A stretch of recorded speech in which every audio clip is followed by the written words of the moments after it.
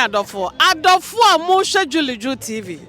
Said ya abrani na aya na me ne mo kan me say wo hwe Julie Juu Tv a bomodian subscribe to your channel no like na share wo wi ma comment me say wo yesa eye me de e ma me more vim e ma me moral na boost me immune system no ama me Julie Juu ma hoden dada aye program foforo e dia bro ama wanya bi ahwe ye wo Ghana party in the park 2024 sabre yen sabre ye wo adofo mienu e wa hase ya omo se yen ma menom ne yen nananom ne ye papa no ye busuafo a wo Ghana wo mo ho donti e na omo ba Ghana party in the park esan se ya wo fo ide bia ye sane sika yes, and this is the call my Ghana, Monfanco Hospital,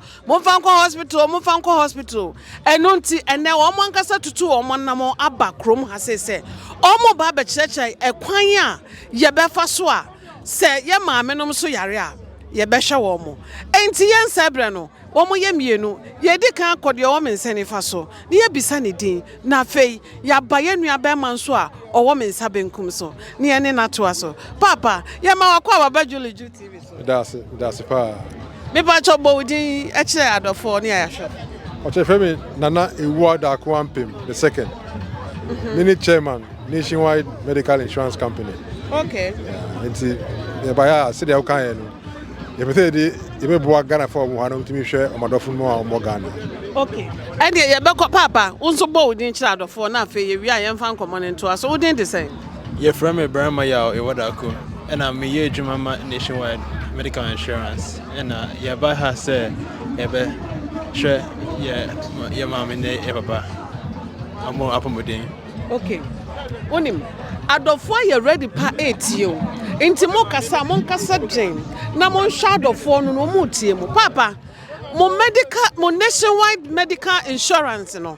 E de ba adwuma pote e na mo ye. Me pesa wo kirekire mu e de kire adofo. Opa, Jenna Kasa. That's it. Nationwide Medical Insurance, a private health insurance company in Ghana. In fact, you need the leading private health insurance in Ghana. It's simple. You do premium and you do subscription. Now, you have a card. Uko hospital now. With the card no mahel. It's you have premium. You have more insurance, health insurance card. What do you call hospital? Now hospital offshore. Now hospital in the bill now brain na yetia. The man in the teacher no. Yeah. Okay. Moye mo say insurance. Correct. Yeah. Insurance for. Yeah, insurance. Na moye for medical. Correct. Okay, Papa.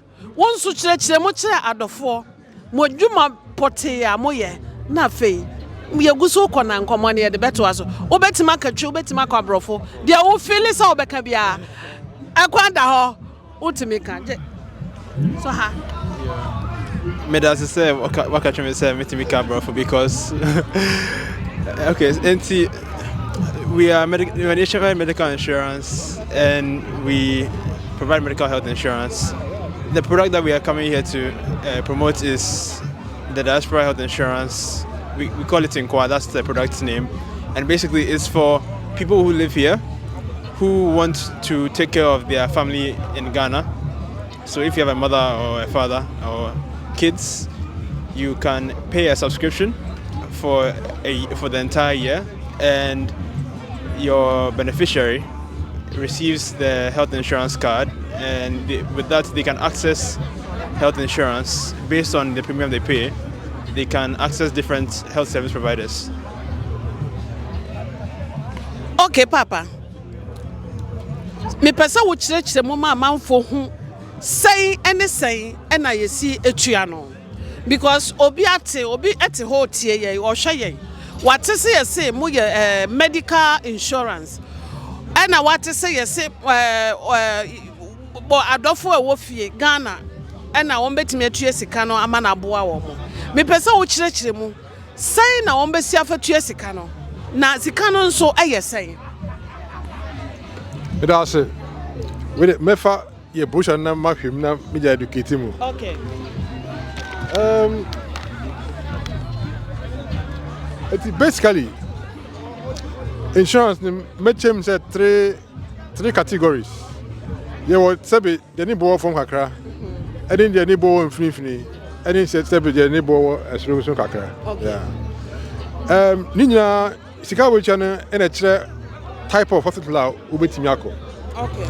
Enti the work from no. Fanse afibia ubetia £120. Yeah, I'm funny say me mama wo Ghana. Me pese me ye bi mama mama. Boso mi bia ana afibia say na metua. The work from no. I didn't be called government hospitals no. Ubetia £120. Okay. The work in Finifini. Okay. Timothy Nicol private hospital ne bonye din too much. £360. Okay. And they didn't make all hospitals I was through say be a Nyaho Clinic, Leicester Hospital, Trust Hospital, and also fancy £1,000 a year. Yeah. Okay. And Sikaya Wabubosui, would you say Sikana? Yeah.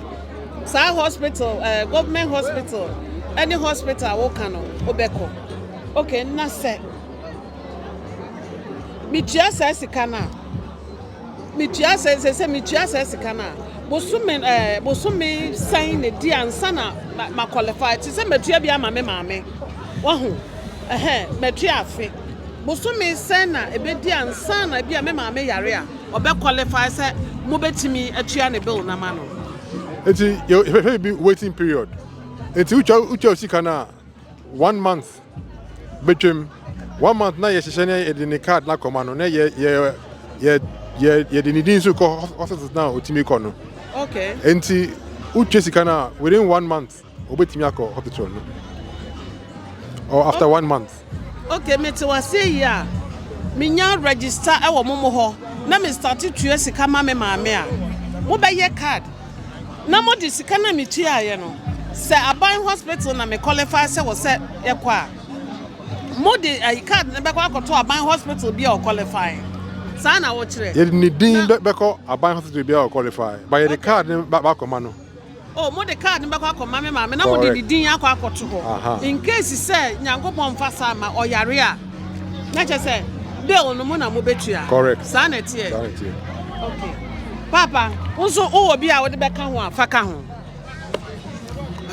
Only thing that I'll add is that say who underlying conditions are just I will declare because I want to declare and I will call G claim say me will say condition and a year frequency will utilization be was through enti say we declare you be underwrite too enti you be add bibi kakra ego premium so ama timia call hospital for chronic adie when they say who hypertension and I say baby so what catching you say who hypertension you be add baby kakra premium so enti say who hospital say who hypertension draw omo how and utilization and santem okay mo yade ahodo a yade ahodo a obi qualify ansana woni mo ayadwuma na the challenge say the insurance contract. Insurance contract I say we declare we status. Okay. Enti ebi na wo yare bi wo ho. Ebi a wo hypertension, ebi a wo diabetes. I say we register no. I say we declare say we will say and as we will say. Na say wo say conditions ni bi a you be two premium no kakra. Okay. Nti we call hospital na omo here. Say when declare na a day this say was our condition now. Let's just say insurance now why you know and cover our conditions because who insurance no one can say one declares me will say and I say was and I say na say me ni na me insurance ni wie ye no within 1 year na manya yare no so and they fine and okay and ebe help okay and yeah me per se odi wa chiri kwan to dwa so obi person oni mo get sa business na obi person o contact mo na o wo nkyeremu bia o frɛ mo na mo kyerɛ ne mu ana obe so tue sika ne bi mamo a me person odi mo telephone number mo ani mo address mo chi kwan etu dwa na amanfo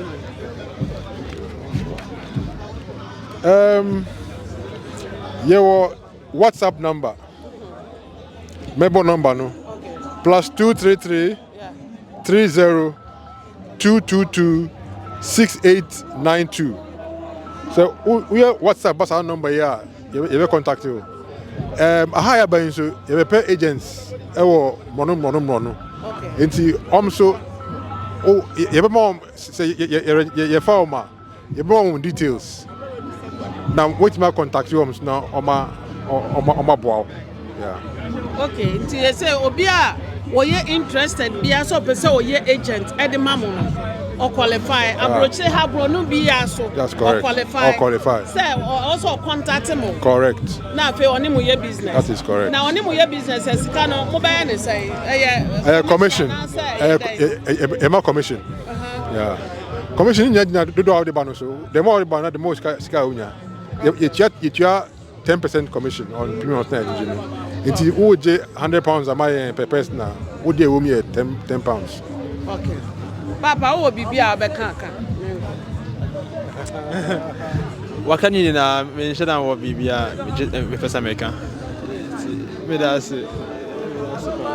She our duffel. Me chairman now, me chairman, mommy, and I me auntie Gladys. You. Ocha mama ocha anti Ghana for bebe ya wo Ghana chia otimi chia wa mo ano no omuna omo makoma chia wa sorry for ka me chia ma sorry for me school for ashesi for okay papa also chia do for ne me chia mama me chia me Rosemond me di nkoso ni ojo me nti me chia me paramount chief. That's a bro to Sribo, David Henny. And then Ghana for Michemuna. You are bushing for and aha and a Julie Juu Tv. Ye dimo besie. So much you almost say almost a shank for our Brono so. And it's a way interested now per se. Odo who a cordomo womo now ye agent Emma Womo wa abroche haseya. Bomodia. Contact omo na afei omo nso ene wo enye business commission e honjo pa e ho me say te ahaya na Julie Juu Tv ye di mo besie koso a show Julie Juu TV subscribe to your channel no like it na share na ma comment na oyesa ema me more vim ema me moral na boost to me immune system no edam ase bebre ahaya ene edi mo besie ene papa mama adofo baba ye edam ase bye bye